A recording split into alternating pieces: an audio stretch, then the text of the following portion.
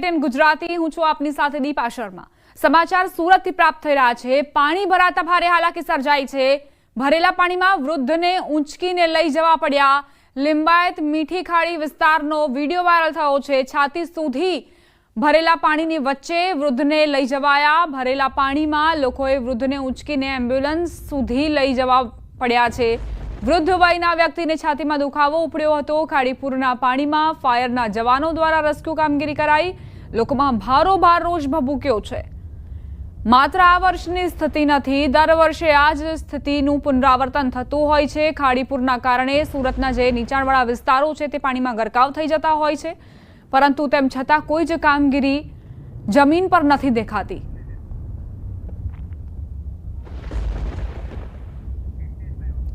સંવાદદાતા કીર્તેશ લાઈવ જોડાઈ ગયા છે, તેમની પાસેથી વધુ જાણકારી લઈશું। કીર્તેશ, આ જે સ્થિતિ જોવા મળી રહી છે ખાડીપુરની અને તેના કારણે એક વૃદ્ધ વ્યક્તિને ખાટલામાં લઈ જવાની ફરજ પડી, રેસ્ક્યુ કરાયું, શું વિગત તેને લઈને?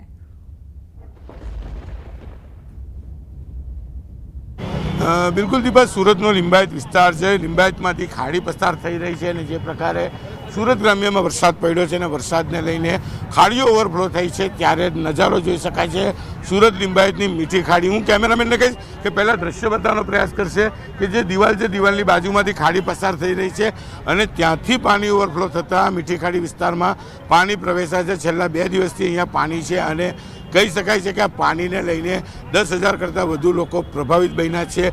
બોટ મારફતે અહીંયા તમામ લોકોને જીવન જરૂરિયાતની વસ્તુ પહોંચાડવામાં આવી રહી છે। ત્યારે સૌથી મોટો સવાલ ઊભો થયા છે કે દર વર્ષે ખાડીપુર કેમ આવે છે? થોડાક સમય પહેલાં એક વૃદ્ધને શ્વાસ લેવાની તકલીફ થઈ હતી અને તેને ફાયરના જવાનો પોતાના ખભા ઉપર સ્ટ્રેચરની મદદથી તેમને લઈને બહાર આવ્યા હતા અને ત્યારબાદ તેમને એમ્બ્યુલન્સ મારફતે સારવાર અર્થે હોસ્પિટલ ખસેડવામાં આવ્યા હતા। કહી શકાય કે આ વિસ્તાર એવો છે કે અહીંયા 10,000 કરતાં વધુ લોકો પ્રભાવિત થયા છે ત્યારે બોટમાં જરૂરી જીવન જરૂરિયાતની સામાન લઈ અંદર આપવા જવામાં આવે છે। આ વિસ્તાર છે 1.5 કિલોમીટર લાંબો, અહીંથી અંદરનો વિસ્તાર છે એટલે કે 10,000 કરતાં વધુ પરિવારો અહીંયા પ્રભાવિત થયેલા જોવા મળી રહ્યા છે। ત્યારે દ્રશ્ય જ કહી જાય છે કે સુરતમાં ખાડીપુરે કેટલી મોટી તારાજી સર્જી છે। વરસાદનો આજે 3જો દિવસ છે, સતત વરસાદ વરસી રહ્યો છે। જોકે વરસાદે હાલ વિરામ લીધો છે ત્યારે સૌથી મોટી વાત છે કે આ વિસ્તારોમાં થોડાક સમય પહેલાં બોટ નથી, હવે બોટો મૂકવામાં આવી છે અને લોકોને જીવન જરૂરિયાતની વસ્તુ અંદર પહોંચાડવામાં આવી રહી છે। ત્યારે સૌથી મોટી વાત છે કે જે પ્રકારે કહી શકાય કે સુરતનો સનિયા અહેમદ હોય, કુંભારિયા હોય, મગોબ હોય, લિંબાયત હોય, તમામ વિસ્તારો ખાડીથી પ્રભાવિત થયા છે। આજે કહી શકાય અમાસ એટલે કે દરિયો પાણી નથી લેતો અને જે રીતે સુરત ગ્રામ્યમાં ફરી એક વખત વરસાદે તેનું જોર શરૂ કર્યું છે તો મોડી સાંજ થતાં આ પાણી ઉતરવાની જગ્યા પર ચડે તેવી શક્યતાઓ પણ દેખાઈ રહી છે। દીપા, આભાર કીર્તેશ, જાણકારી આપવા માટે। તો આ સ્થિતિ સર્જાઈ છે ખાડીપુરના કારણે આસપાસના વિસ્તારના જે લોકો છે તે ફસાયા હતા। સતત 3 દિવસથી વરસાદ વરસી રહ્યો છે અને એમાં બોટ મારફતે આ લોકોનું રેસ્ક્યુ કરવામાં આવી રહ્યું છે। એક વૃદ્ધ જેમને છાતીમાં દુખાવો ઉપડ્યો હતો તેમને પણ ફાયર વિભાગની ટીમ દ્વારા રેસ્ક્યુ કરવામાં આવ્યો। લોકોમાં ભારોભાર રોષ જોવા મળી રહ્યો છે કારણ કે દર વર્ષની આ સમસ્યા છે। આમ જ ખાડીપુરના કારણે સુરત દર વર્ષે ડૂબે છે, પરંતુ તેમ છતાં જ્યારે પ્રશ્ન કરવામાં આવે અધિકારીઓને તો જવાબ એક જ મળે છે કે અમે તો કામગીરી કરી છે, અમે તમામ પ્રી મોન્સૂનની કામગીરી સમયસર કરી નાખી છે। તો સવાલ અહીં જનતા પૂછી રહી છે તો કેમ પાણી ભરાય છે? કેમ લોકોના ઘરોની અંદર પાણી ઘૂસે છે? લોકોના જે દુકાનો છે તેની અંદર પાણી ઘૂસે છે? કોઈ પણ વ્યક્તિને જ્યારે આરોગ્ય સંબંધી સમસ્યા સર્જાય તો તેમને તાત્કાલિક સુવિધા નથી મળી શકતી આ પાણીના કારણે। શહેરી વિસ્તારોની આ સ્થિતિ છે, ગ્રામ્ય વિસ્તારોની વાત જ શું કરવી? ત્યાં તો રોડ રસ્તાના પહેલેથી જ પ્રશ્નો છે અને આવા વરસાદમાં ગ્રામ્ય વિસ્તારોની કેવી કફોડી સ્થિતિ સર્જાતી હશે તે પણ આપ સમજી શકો છો। 108ની ટીમ બહાર રાહ જોઈ રહી હતી કે પેશન્ટ આવે તો તેમને તાત્કાલિક હોસ્પિટલ લઈ જવામાં આવે અને બીજી તરફ ફાયર વિભાગની ટીમે રેસ્ક્યુ કર્યું વયોવૃદ્ધ વ્યક્તિનું। વિધિવત ચોમાસાની શરૂઆત થતાની સાથે જ વરસાદનો પહેલો રાઉન્ડ અને સુરતમાં જે રીતે છેલ્લા 3 દિવસથી વરસી રહેલો વરસાદ છે તે તારાજીના દ્રશ્યો સામે લાવ્યા છે। દ્રશ્ય જોઈ શકાય છે સુરતનો લિંબાયત ઝોન કે જે સૌથી મોટો ઝોન છે અને આ વિસ્તાર શ્રમજીવીઓનો વિસ્તાર છે। જે પ્રકારે આ વિસ્તારમાં બાજુમાંથી પસાર થતી ખાડી છે તે ખાડીની બાજુમાં કહી શકાય મુક્તિધામ હિન્દુ સ્મશાન ભૂમિ આવેલી છે અને તેની બાજુમાં રેસિડેન્ટ વિસ્તાર છે। આ વિસ્તારમાં પાણી ભરાયા છે। પાણી ભરાવાની સાથે લોકોને સૌથી વધારે મુશ્કેલીઓ પડી રહી છે। જી, મારું નામ કાદિર શેખ છે। કાદીરભાઈ, એક વ્યક્તિને રેસ્ક્યુ કરી થોડીક વાર પહેલાં કાઢવામાં આવ્યો તો શું ઘટના હતી, કેટલા ટાઈમથી તકલીફ હતી ને કેવી રીતે બહાર કાઢવામાં આવ્યો? सर अभी जो थोड़ी देर पहले जो घटना घटी है, एक 55 से 60 साल के बुजुर्ग व्यक्ति थे जिनको सांस की प्रॉब्लम थी दमे की, और उनकी तबीयत सीरियस हो गई थी। पिछले 48 कलाक से ज़्यादा समय हो चुका है। पानी की स्थिति जैसी आप देख रहे हो वैसे ना वैसे ही है। 10,000 से ज़्यादा परिवार इससे पीड़ित है अभी फिलहाल।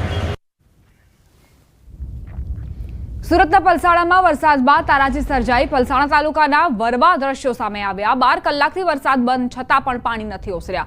કારેલી ગામે સવર્ણ વેલા સોસાયટીના દ્રશ્યો પણ જુઓ। સોસાયટીમાં આવેલા 300 થી વધુ ઘરો પ્રભાવિત થયા। હજુ પણ ઘરોમાં 3 થી 4 ફૂટ પાણી ભરાયા છે। ઘરોમાં પાણી ઘૂસી જતા ઘર વખરીને મોટું નુકસાન। પાણી ઉતરતા લોકો પરત ઘરે ફરી રહ્યા છે। પલસાણામાં જે પાણી ભરાયા તે 12 કલાક બાદ પણ સંપૂર્ણ રીતે નથી ઓસર્યા।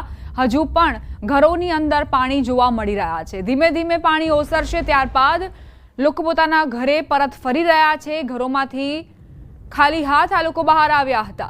કંઈ પણ લીધા વગર તેમને બહાર જવાનો વારો આવ્યો, કારણ કે જીવનું જોખમ સર્જાયું હતું। પાણીનું જે સ્તર છે તે વધતું જઈ રહ્યું હતું। વરસાદ રોકાવાનું નામ નહોતો લઈ રહ્યો। જો કે હવે 12 કલાકનો સમય વીત્યો છે। પાણી વરસાદ બંધ થયા ને તેમ છતાં પણ પાણી ઓસરી નથી રહ્યા।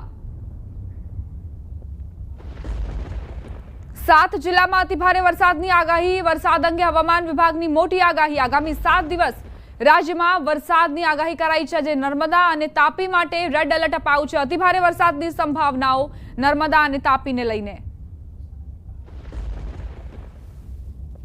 वाइड स्प्रेड रेन रहेगा सारे राज्यों में।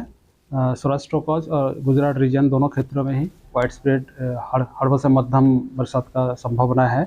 और आज डे 1 के लिए heavy to very heavy with isolated extremely heavy rainfall का वार्निंग दिया गया है, और गुजरात रीजन के लिए।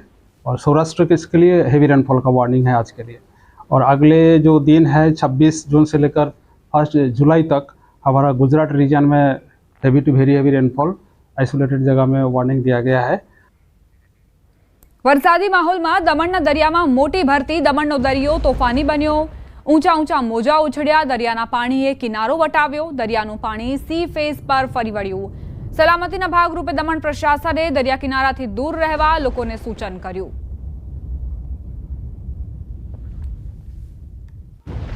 તોફાની માહોલમાં પણ અનેક પર્યટકો દરિયા કિનારે જોખમી અંતરે જોવા મળ્યા। દમણનો દરિયો આજે પણ તોફાની જોવા મળ્યો હતો અને કિનારે ઊંચા તોતિંગ મોજા ઉછળ્યા હતા અને દરિયાના પાણી કિનારો વટાવી દેવકા બીચના સી ફેસ રોડ પર ફરી વળ્યા હતા। કિનારે દરિયાદેવનું રૌદ્ર સ્વરૂપ જોવા મળ્યું હતું। સલામતીના ભાગરૂપે લોકોને દરિયા કિનારાથી દૂર રહેવાની સૂચના અપાઈ છે અને દરિયામાં નહાવાની પણ મનાઈ ફરમાવાઈ છે। વલસાડ સહિત સંઘ પ્રદેશ દમણમાં છેલ્લા 10 દિવસથી વરસાદી માહોલ હતો। જોકે છેલ્લા 2 દિવસ મેઘરાજાએ જોરદાર બેટિંગ કરતા વાપી અને દમણના અનેક વિસ્તારોને જળબંબાકારની પરિસ્થિતિ સર્જાઈ હતી। જોકે આજે વરસાદે વિરામ લીધો છે, પરંતુ દરિયાદેવ અત્યારે તોફાની સ્વરૂપમાં જોવા મળી રહ્યા છે। અત્યારે જે દ્રશ્યો જોવા મળી રહ્યા છે સંઘ પ્રદેશ દમણના દરિયા કિનારાના દ્રશ્યો છે। દરિયામાં અત્યારે તોતિંગ મોજા ઉછળી રહ્યા છે। આથી દરિયાદેવનું અત્યારે રૌદ્ર સ્વરૂપ જોવા મળી રહ્યું છે। મહત્વપૂર્ણ છે કે દમણ જાણીતું પર્યટન સ્થળ છે। દર વર્ષે વર્ષ દરમિયાન અહીંયા આગળ મોટી સંખ્યામાં પર્યટકો આવતા હોય છે। જોકે આજે દરિયાદેવના આ રૌદ્ર સ્વરૂપને કારણે ખૂબ ઓછી સંખ્યામાં પર્યટકો અહીંયા જોવા મળી રહ્યા છે। જોકે સલામતીના ભાગરૂપે દમણ પ્રશાસન દ્વારા અહીંયા આગળ લોકોને દરિયાથી દૂર રહેવાના સૂચનો કરવામાં આવે છે। જોકે તેમ છતાં કેટલાક પર્યટકો હજુ પણ જોખમી અંતરે જોવા મળી રહ્યા છે। અત્યારે આપણી સાથે કેટલાક પર્યટકો છે, એમની સાથે સીધી વાત કરીશું કે અત્યારે શું માહોલ જોવા મળી રહ્યો છે। આપનું નામ? સંજયભાઈ। ભાઈ, કેવો માહોલ છે આજે? દરિયાનો આજે થોડો તોફાની સ્વરૂપ ધારણ કરેલું છે અને થોડું દરિયાથી દૂર રહેવું જરૂરી છે। ફોટો પડાવો તો થોડો સાવચેતી રાખીને પડાવીએ તો સારું રહે। બહુ દરિયામાં નજીક જવામાં મજા નથી આજે। આવો દરિયો ક્યાંથી આવો છો તમે? હું ગોધરાથી આવું છું, રાહુલ ટાઉન। આવું પહેલી વાર જોયું કે આવું પહેલા પણ જોયેલું હતું? પહેલા પણ જોયેલો, મુંબઈમાં, ગોવામાં જોયેલો, પણ આ બી એકદમ ટૂંકમાં દમણ જેવો છે ને, આ મસ્ત લાગે છે। મોય ગોવા જેવો જ લાગે છે એમ ફરવા માટે આમ તેમ। પણ ફોટોના વિડીયો થોડો જખમી છે કે આમ કશું થાય નહીં, પણ સારો છે એમ। આપનું નામ? शाहरुख। ક્યાંકથી આવો છો એમ? मैं गोधरा से आया हूँ। ऐसा व्यू मुंबई में देखने को मिलता था और ऐसा लगता है कि अपने गेट ऑफ इंडिया पे खड़े। આ રીતે જે પર્યટકો પ્રથમ વખત દરિયાના આવા સ્વરૂપના દર્શન કરી રહ્યા છે તેમને અત્યારે દરિયો છે ભયજનક લાગી રહ્યો છે. જોકે સંઘ પ્રદેશ દમણ પ્રશાસન દ્વારા અહીંયા આગળથી લોકોને દૂર રહેવાના સૂચનો કરવામાં આવે છે. જોકે તેમ છતાં કેટલીક વાર પર્યટકો જોખમી અંતરે દરિયા કિનારે જોવા મળે છે. આથી આવા સમયે છે દરિયા કિનારાથી સલામત અંતરે રહેવું જ સલામતી ભર્યું છે. ભરતસિંહ વાઢેર, ન્યૂઝ 18 ગુજરાતી, દમણ. મતગણતરી કેન્દ્ર પર આખલાએ આતંક મચાવ્યો. બનાસકાંઠા